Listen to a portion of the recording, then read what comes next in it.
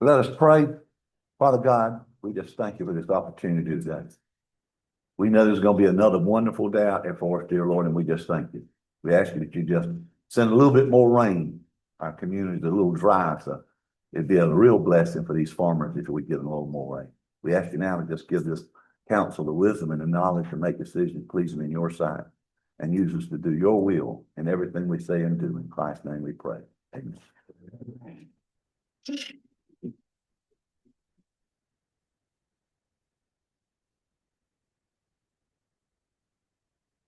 I'd like to welcome and thank everyone who's in the audience in this meeting today, those who are watching Facebook Live. Freedom of Information announcement according to South Carolina Code of Law 1976 as amended. The Marion Star Mullins Enterprise has been notified of date, time, place, and agenda of this meeting. Approval of minutes, April 23, 2026. So moved. Second. Got a motion, got a second, any discussion? All in favor say aye. Aye. Those likewise, ayes have it. At this time, we're going to recess regular meeting, open up for public hearing. So moved. Second. Got a motion, got a second, any discussion? All in favor say aye. Aye. Those likewise, ayes have it. Thank you, Mr. Chairman, members of council, and those in attendance. We have two items for public hearing this morning. I'll start with item A, ordinance 2026-02, an ordinance to authorize and establish a program pursuant to the South Carolina Bailey Bill to grant special property tax assessments to certain rehabilitated historic properties and other matters related thereto. Is anybody in attendance that wish to speak for or against this ordinance? Hearing none, I'll move on to item B. Ordinance 2026-08, an ordinance to provide for the issuance and sale of not exceeding $770,000 general obligation bonds and one or more series of Marion County, South Carolina, to provide for the purposes for which the proceeds of said bond shall be expended, provide for the payment of said bond and other matters related thereto. Is anybody in attendance that wish to speak for or against this order? Hearing none, that would conclude our necessity of a public hearing. Thank you, Mr. Attorney. At this time, we'll adjourn public hearing and reconvene in regular meeting. So moved. Second. Got a motion, got a second, in discussion? All in favor say aye. Aye. Those likewise, ayes have it. Resolution. Ordinance. Thank you, Mr. Chairman.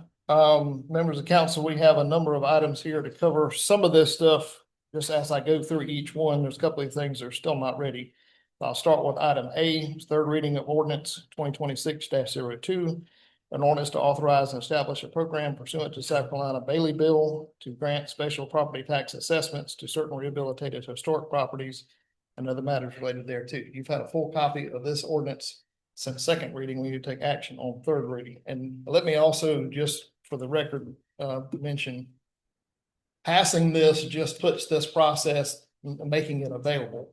We're not giving it to any specific project that is requesting it. And there's actually a couple of other steps that you'll need to do as we go forward. We probably need to start this at the next meeting. If this passes today, is you have to impanel a committee to actually hear these requests as they come through to see if they qualify for the bill. So there is other things we have to do. So moved. Second. Got a motion, got a second, in discussion? Mr. Chairman, one, is this, has the city of Marion done the same thing with the Bailey Bill yet?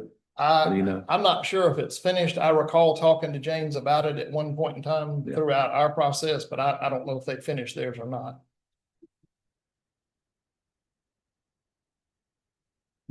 All right, got a motion, got a second. All in favor say aye. Aye. Those likewise, ayes have it. Item B is still on hold. I'm told we're still waiting for the final revisions to that 10-year plan. Item C was tabled at the last meeting, so that's still there, just tabled unless there's any further activity we need to go forward with today. I think we can move forward with that one. That's the solar ordinance. It is. If everyone's comfortable. All right, I'll go ahead and read that title, and then that way we can go ahead and have that one, because we already did the public hearing for that. So this is third reading of ordinance 2026-06, an ordinance to adopt certain conditions and requirements for the establishment, continued maintenance, and operation of renewable energy systems in Marion County and other matters related thereto. They take action on third reading, please. So move. Second. I'd like to abstain from this. Got a motion, got a second, any discussion?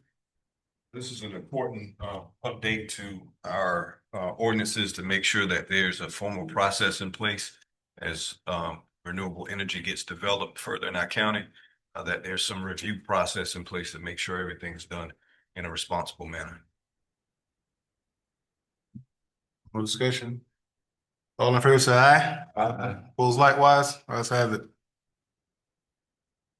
Item D, third reading of ordinance 2026-08, an ordinance to provide for the issuance and sale of not exceeding $770,000 general obligation bonds and one or more series of Marion County, South Carolina, to provide for the purposes for which the proceeds of said bond shall be expended, provide for the payment of said bond and other matters related thereto. Again, you've had a full copy of that ordinance since second reading. Need to take action on third reading, please. So moved. Second. Got a motion, got a second, any discussion? All in favor, say aye. Aye. Opposed likewise, ayes have it. Item E is still on hold. We're waiting on the text of the full ordinance so we can move forward on that one. So that takes us to item F. Just to remind you and those in attendance, simply reading the title is sufficient to accomplish first reading. First reading of ordinance 2026-10, fiscal year budget 2026-2027. That's all I have. Thank you, Mr. Turner. Report number 1 has nothing at this time. Committee number 2 has nothing at this time. Legal update, I don't have anything in this section, sir. Ms. Evans, Highway 378. Yes, ma'am. Yes, ma'am. Yes, ma'am. So thank y'all for letting me speak. I'm here as a grieving mother. I'm gonna try not to be rude, but my daughter is 20 years old when she got killed on Highway 378. So sorry. I'm sorry. And I feel like it's due to the fact that it's 2 lanes. It was in Britton's Neck right there, coming down the hot spot of 378. I feel like it's due to the fact that it's 2 lanes. I feel like it should all be widened. But I understand. I've been told about the feasibility study. I've proposed a meeting with the PD COG whenever they call me and tell me they have their meeting. I'm proposing that we do another feasibility study and try not to include, apparently they looked at they said from Dollar General to Dollar General. I'm assuming Kingsburg to PD. That's a long stretch. But so far this year, I know there's already been 2 fatal accidents on 378, and that's too many. And one of the guys that got killed was from North Carolina. He wasn't even from our state. So it affects people from our state. It affects people from your county. It affects people from other states. You got signs on 95 telling you to take 378 via Conway to Myrtle Beach.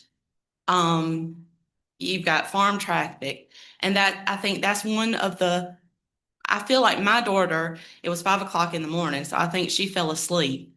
If she had had a median to cross, maybe she'd have woke up. If the guy she hit had a median or a passing lane to get in, he could have avoided her, the head-on part. I mean, that was 2 lives that were lost right there because she was 20, he was 24 and had a baby.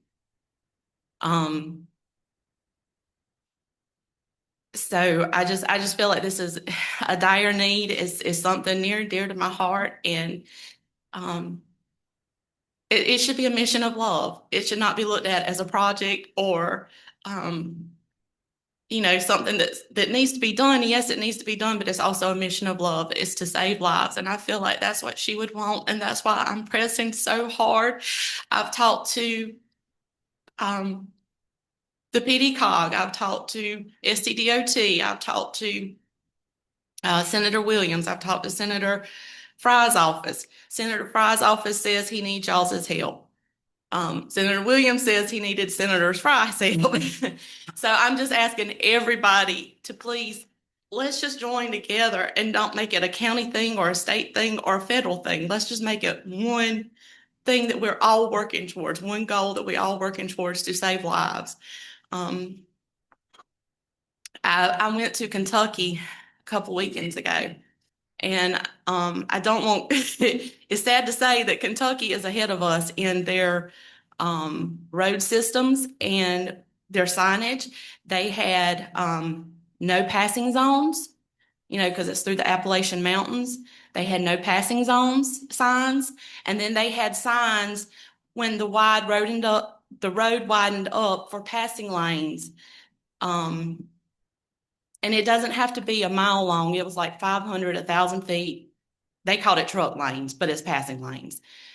Because that's what I think that's what people are getting so frustrated by, is when they get behind farm equipment and they get behind people doing 35 mile an hour, and they want to speed up and they want to pass. And it doesn't matter to them that there's 5 or 6 vehicles ahead of them. They're just going to do what they can to get around them. They don't think about their life or the life that they could be taking of someone else. And I said before, you can't fix stupidity, but you can fix the roadways. Even passing lanes in the temporary would work. Would you know, that would be a big, tremendous help. Something that people and I also saw while I was in Kentucky, and I've never seen this sign in South Carolina either. It said, "Do not pass on solid line." I've never seen any of those on 378. I've never seen any no passing zones. I've never seen any. So I mean, I understand that since I've been doing this, I think rumble strips have been added to 378, but that's about it. And I feel like we can do other things to save lives. And that's what this is about, is saving lives, because I don't feel like she would want anybody else to lose their life or any other family to grieve like we have. And I know that the other guy's family's grieving too. I mean, he's got a little girl that's going to grow up without a daddy now because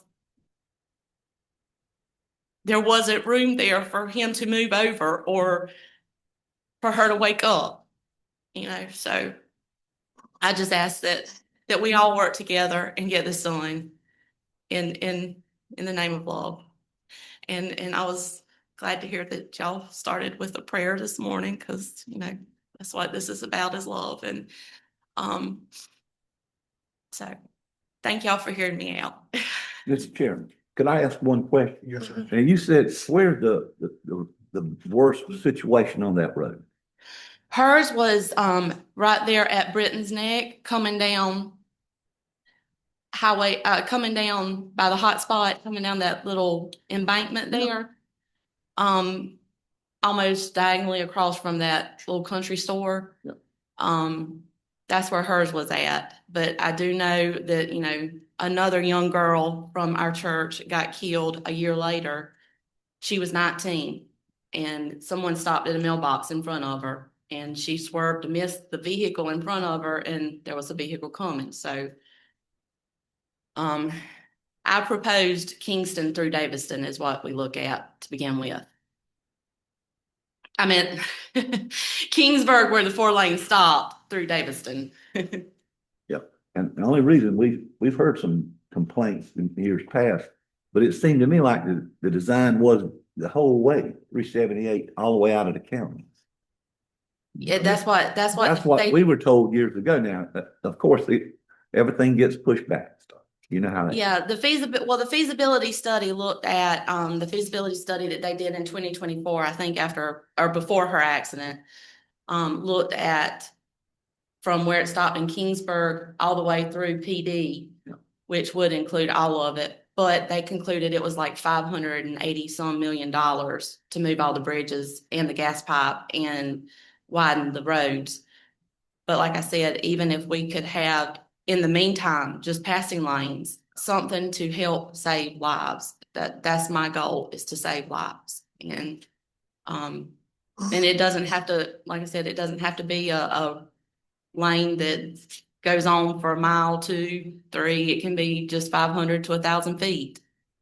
And then they had signs saying passing lane or truck lane, and then they had where it merged, you gotta merge back into the right lane. So that would be an option to look at to save a little bit of money on bridges. I mean, you don't have to worry about widening the bridges. I mean, but at least not right now. It all needs to be done. I agree with that. But if you don't have money to do it right now, I propose we at least do the passing lanes. And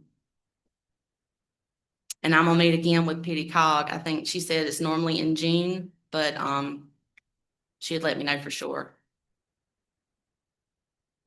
So How you doing, man? Sorry again for your loss. I represent that area on the county council. As a first responder, as well as Mr. Foxworth, we responded to many of those incidents where family members have lost loved ones. It's also not easy on the first responders who deal with these issues. As you kind of expressed, getting that road widened, 4-lane, is a very complex process involving federal highway funds, state highway funds, local ordinances, things that need to be put in place to have all those changes. People have been trying. I hope you know that. I know Senator Williams each year requests money in the state budget. But unfortunately, the chairperson of the Senate Finance Committee has pretty much carte blanche over that appropriations process. So the effort is being made. I can tell you that one of the things that the Highway Patrol has done over the last year and a half is to place trailers on near those sections of the highway where most of the accidents have occurred. And it's really like in 3 sections of that stretch. One section where the road just curves unbelievably. Because when they were actually redoing the road, it was after the storms. I think 2018 the water kept washing out the road. So they had to keep moving sections over, moving another section over until you have this kind of area that's an issue. So it's like different parts of that road that's an issue. When your daughter unfortunately lost her life, that's always been a high risk area. That used to be a straight road. You probably remember this. Going over the train track, the road is actually still there to the right of that pass. So that section there, people speed up coming off the bridge and then not realizing there's another embankment bridge there. So Highway Patrol has been stationing a state trooper there at the country store more frequently, particularly on Fridays and Saturdays, to try to discourage some of the speed that's going on. But certainly feel for you. that was one of my first calls, was to the governor's office, and of course they put it on federal. Federal puts it on the county. The county puts it back on the federal. So I haven't got a whole lot anywhere. But that's one thing they did tell me, was that they were going to increase the presence of state troopers. But then I've been told by a lot of people, and I don't travel that road since she got killed there. I don't travel it. I'll take 501, even though it may be a little bit longer. And that's another thing. I mean, like 501 being 4 lanes, I just feel like you have less of the head-on collisions on a 4-lane road.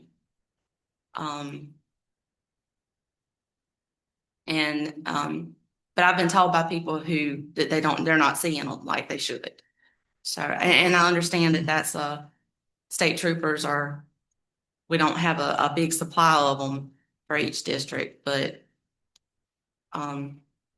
yeah, that would definitely help, is enforcing the speed limit and then stopping when you see these people that are just driving crazy and reckless. I've had several people tell me that, even on their way to church on Sundays, you have to pull off the road when you see somebody coming head on, because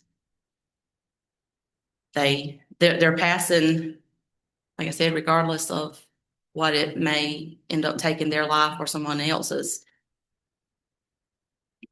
So, but I just feel like that it's something that desperately needs to be done. We need a fix now. The longer we wait to do the 4-lane roads, while we're waiting on the 4-lane roads, something else could be done to try and save lives, is my point. Is that I feel like, yeah, it's. it's a horrible road. And the thing is, we had a family friend back in the 70s. He got killed in that same spot almost that she did. Except they were going up the hill and she was coming down. She had been all the way to, she had a friend in Kentucky. She had been all the way to Kentucky several times, and I worried about her on the interstate. And it was 20 miles from home where she got killed. So, but thank you for y'all's time. Ms. Evans. Thank you again. Oh, Thank you. Thank you for coming, okay? Mr. Chairman, I know we did some letters to whoever is responsible. Would it be applicable now to maybe revisit that, maybe start sending a letter to whoever is concerned? Because this is, we travel that road quite often. And that bridge, I don't know who designed it or how they designed it. That whole area is awful. It really is. I think the highway commission should be involved. Yeah. I'll second that. Yeah, we write a letter, try to get it reunited. To the highway commission. Highway Commission. At the same time, you know, a lot of that's gonna fall on DOT because of the feasibility study. I have lost two family members, my uncle and my first cousin on 378. One right there, right just across the bridge in the Florence County, and my uncle died in Marion County. So I understand exactly what you're saying, but it's gonna have to start with DOT. That's their road. If we're gonna send letters, that's what we have to take it to. Engineer. You know, that's the only way we're gonna be able to get anything done is if we take it to DOT. Do you see any problem, David? Let's go ahead and get something going as far as whoever. So I'll get started on that right away. Good. All right, so I got a motion, I got a second to write a letter to DOT concerning 378. I think we specifically request a feasibility study. I think the feasibility study's been done. Okay. It's the cost. Yeah. I think it came back with, like she said, $500-600 million. But you have to do something now. You have a series of bridges between the cemetery and Horry County. That's where my uncle died. My cousin died in Kingsburg. So it's that sharp curve coming out of Kingsburg back to the bridge. Yeah. And so it's a lot of different places on that highway that need attention. Should we do a letter or a resolution? Whatever. Whatever we need to do. What's your? Chuck, David, your name? I think they're both of the same significance, Okay. honestly. I think a letter would. Okay. All right, all in favor say aye. Aye. Those likewise, ayes have it. We had them. Chuck, Miss. Mr. Chairman, members of council, we've got a little bit of a hiccup in the agenda. Item 12 actually should be an executive session. That's a discussion of an economic development matter. So we do need to move that executive session, please. Okay. You need a motion to Do move. we amend that? You can, that's fine. So moved. Second.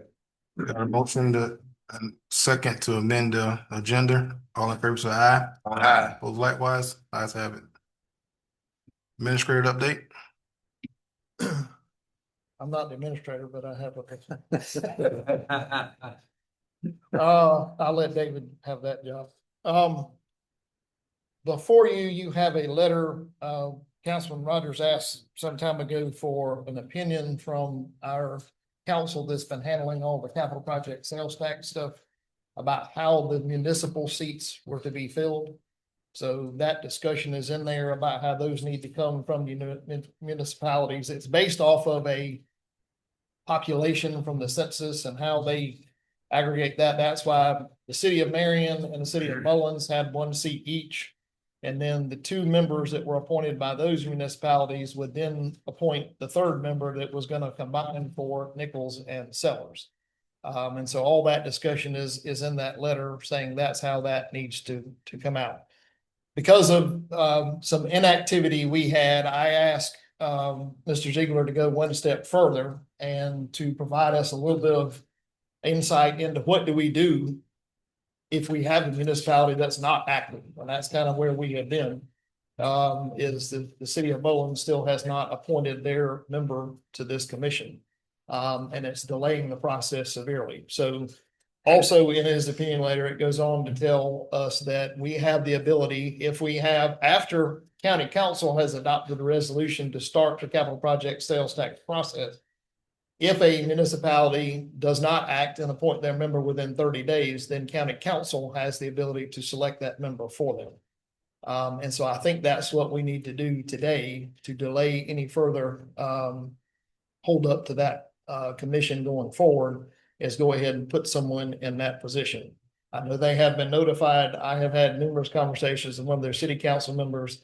I think our administrator has had conversations with them, and it has just not happened. And we're kind of sitting back, and we have a very, very tight schedule to kind of meet to get this to referendum. So if I could, I know we have two members that are from their districts are in the city of Mullins, that we need to appoint someone. It still needs to be someone from Mullins, the city of Mullins. There's a resident there, but I would like to ask for consideration of someone that you might be able to appoint today. Go ahead and get that process going forward. Miss Rebecca Cox served the last time, correct? Yes, sir. Okay. If that's fine with you, I'd like to put Miss Becky right back there You again. do a good job. Yeah. All right. Any other names from anybody else? All right, if we could go ahead and vote on this Rebecca Cox being that member. So moved. Second. Got a motion, got a second, and discussion? All in favor, say aye. Aye. Those likewise, ayes have it. Thank you. Thank you. Chairman, Council, I just wanted to say thank you. I've been here for a little over 3 months now, and I have thoroughly enjoyed my time. I'll say that we've got a lot of great people in this organization. There's employees, elected officials, like there's a lot of people that show up. They actually look out for the well-being of Marion County. And over the last few months, we've already started making some small changes within the different departments. We've added some scanners to make things more efficient. And I really feel like we're starting to move in a positive direction. And granted, we still have a lot of work that we have to do, but I am excited about where we're going, and just looking forward to growing together and just trying to build something that we can all be proud of. So on another note, the animal shelter raised $4,600 at their yard sale last Friday, and had a call about Andrew Road, and that is now fixed. That's all I have. Thank you, Mr. Administrator. All right, this time, appointment to the PD Communication Action Partnership Board. I would like to make a motion to appoint Dwayne Brockington. Dwayne Brock said, go ahead. All right. All right, got a motion, got a second, in discussion? I'm only going to oppose this because when Veronica Richardson was removed last year when I was away to reappoint Mr. Perkins, it was said that when the next spot opened up, she would get that appointment. So I'm just going to oppose for those reasons. I have nothing against whoever the gentleman is that's being appointed now. All in favor, say aye. Aye. Opposed likewise, ayes have it. Thank you. Questions and comments from members of council? Yes, I want to thank the building department for a great job they did updating some of the boards in the seating area at the park recently. Some of those boards have been there for 20-some years. I think the ones in Britain's Neck have been there since the park was opened in '95. Been asking for that for a couple of years now. It was just great that they went out and took the initiative, and it looks a whole lot better. So I really appreciate them for that. But also ask the council to pass a resolution to honor the work of Mr. Wyman Watson. He just recently stepped down as the fire chief of the Britain's Neck Fire Department. He has been with them since the beginning, 1985. And he's up in his 80s now and wants to kind of enjoy a little bit of retirement. But he's been the fire chief for about 15 years, I think, or just a little bit more. But he has been without a doubt, the backbone of that fire department, since he's been a part of it. And he has made sure that that outfit has grown to 3 different stations. Training has been ongoing for local firefighters. They have a large group of volunteers who respond to at all times of night, 378, as well as backing up other fire departments in other districts. So he's done a tremendous job, and I would like for us to recognize him in his stepping down after 40 years with the British Neck Fire Department. Second. Yeah.